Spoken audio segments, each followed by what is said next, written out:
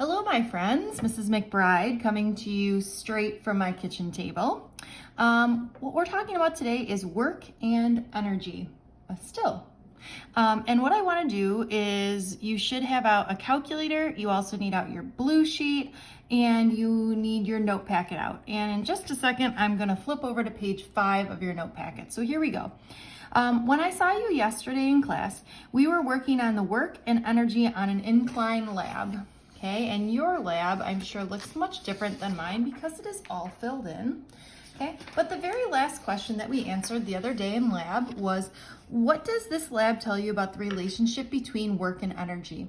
And hopefully you said in this particular question that work is equal to energy. And the reason why I'm hopeful for that is because we are going to learn today about something called the work-energy theorem. And the work-energy theorem basically says that the work done is equal to the energy used. Okay, so for example, think about it this way.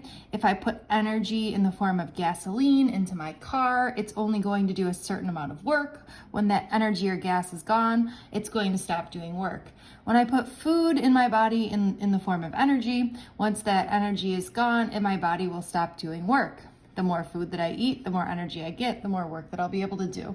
The more gas that I put in my car, the more energy, the more work. Okay, so basically what we can say is that since work equals energy, there's a couple of different ways that we can write this. We can say that work is equal to the change in kinetic energy, and we can also say that work is equal to the potential energy.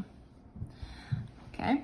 Or if we wanted to get really crazy here, we could say that force parallel times x is equal to 1/2 mv squared, or that force parallel x is equal to ug-mug or mgh.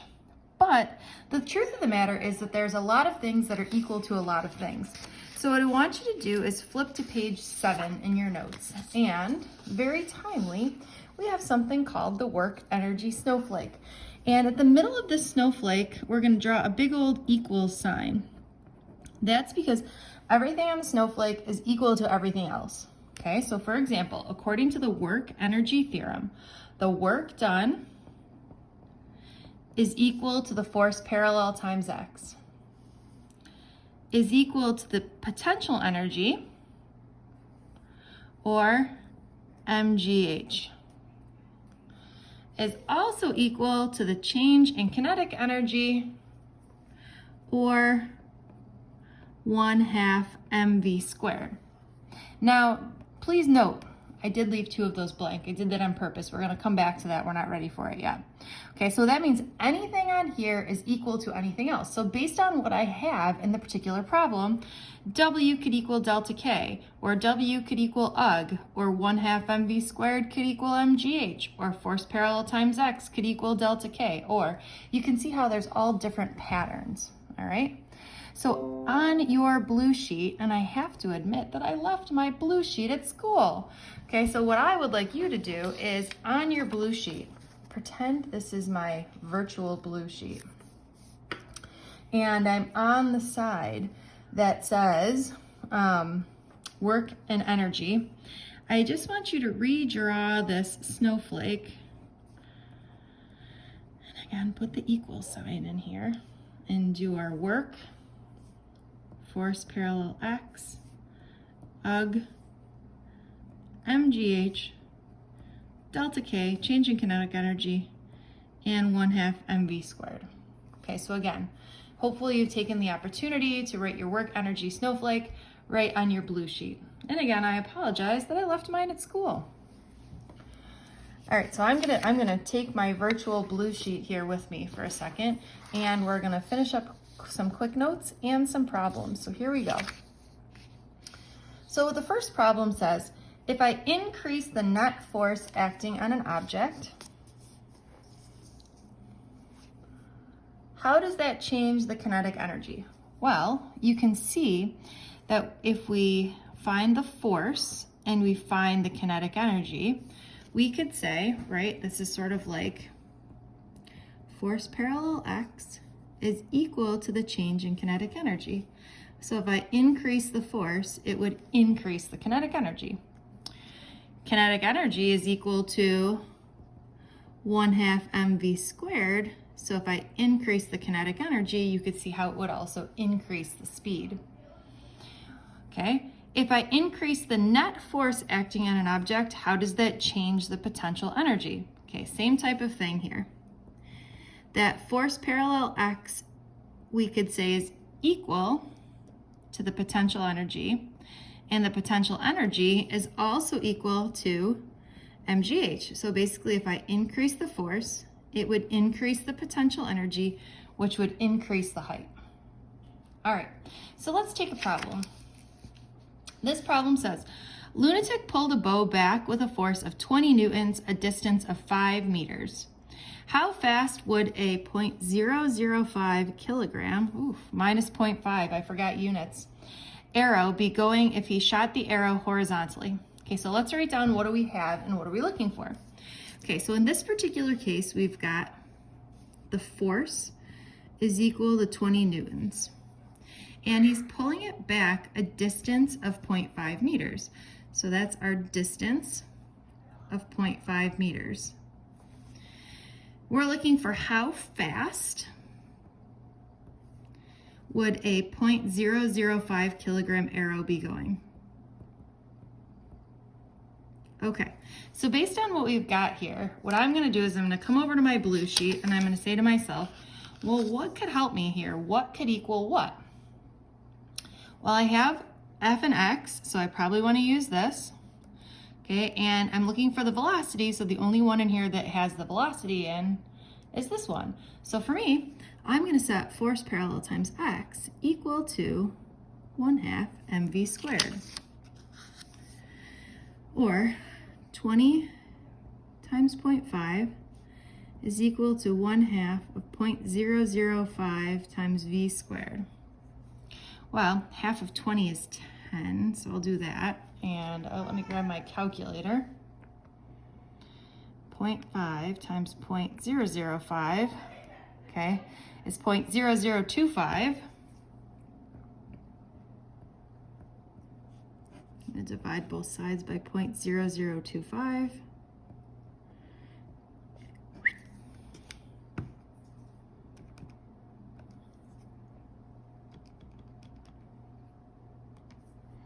I get 4,000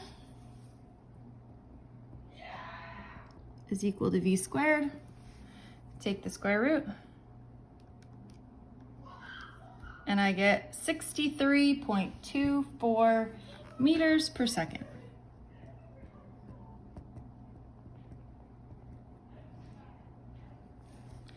All right, what was that? You were wishing we could do another one? No problem. Part B. If Lou shoots the same arrow straight up in the air, how high would it go?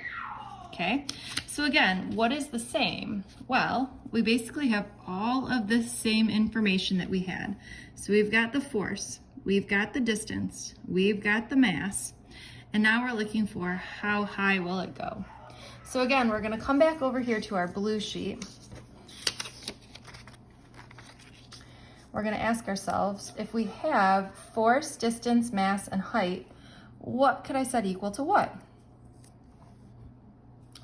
Well, I definitely have to use this piece, and I'm gonna set it equal to this piece, okay, because this is where the height is. Now, just a quick note here. Do you see how this is x and this is h, and they're both measures of distance? This x is how long the force is being applied. Okay, so think about like if I'm pulling back an arrow, it's literally like, okay, so I'm pulling back the arrow for a certain distance. Pretend this is my arrow. Whoop, I pull back my arrow for that distance. The height is how high off the ground it goes. Sometimes people get those two things confused. Okay, remember, the x in here is the distance that the force is being, the force is doing work. Okay, so again, this is 20 times 0.5 is equal to our mass 0.005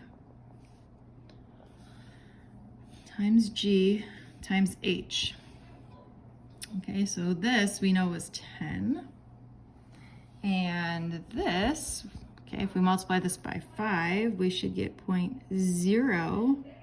All right, so we move this over, 0.05h. Or if I divide both sides by 0.05, whoop, 10 divided by 0.05, I'm getting 200 meters. So this particular arrow would go a height of 200 meters in the air. I'm not sure if you can hear my son yelling in the basement. I hope not. All right, last thing. An ice cube with a mass of 0.05 kilograms slides 0.4 meters down an inclined plane that makes an angle of 60 degrees with the horizontal. If the ice cube starts at rest, what is its final speed? Okay, so a couple of things here. We got the mass. Okay, we know the distance.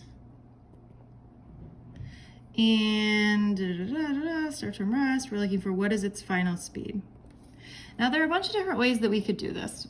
The way that I want to do this today, saying here is my ice cube, okay, and I'm looking for its final speed. So I'm definitely going to set it equal to this part here. The other thing that I know is the force that's applied over a distance. So I've got F parallel X equals 1/2 mv squared. So now we go over here and say, what is the force that's causing it to move, 0.4 meters down the ramp? Or what is pulling this down the ramp? Hopefully you are saying, I know what pulls things down the ramp, or you are pausing the video, flipping your blue sheet back over to the forces section and looking to see what it is. So what force pulls things down the ramp? Yep, Fg sine theta. Okay, or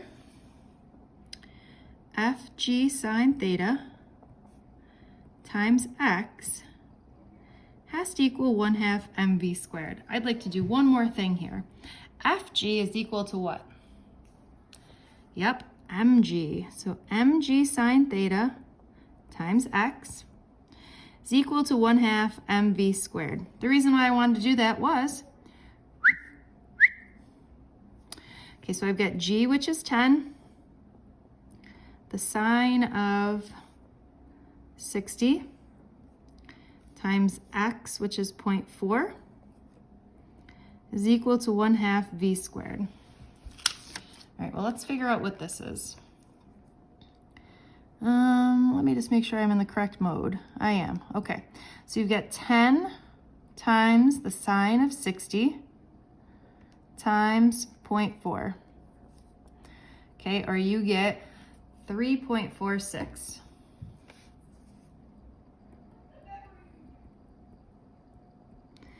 Okay, I'm gonna multiply both sides by 2. 6.93 is equal to v squared. Taking the square root of both sides, and I'm getting that this particular ice cube is sliding down with a velocity of 2.63 meters per second.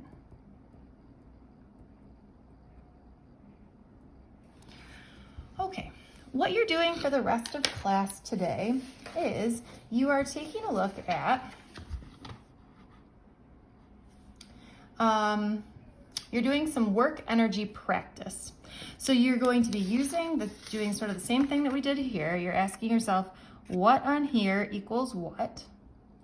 Okay, and then you are going to solve. All right, good luck, friends.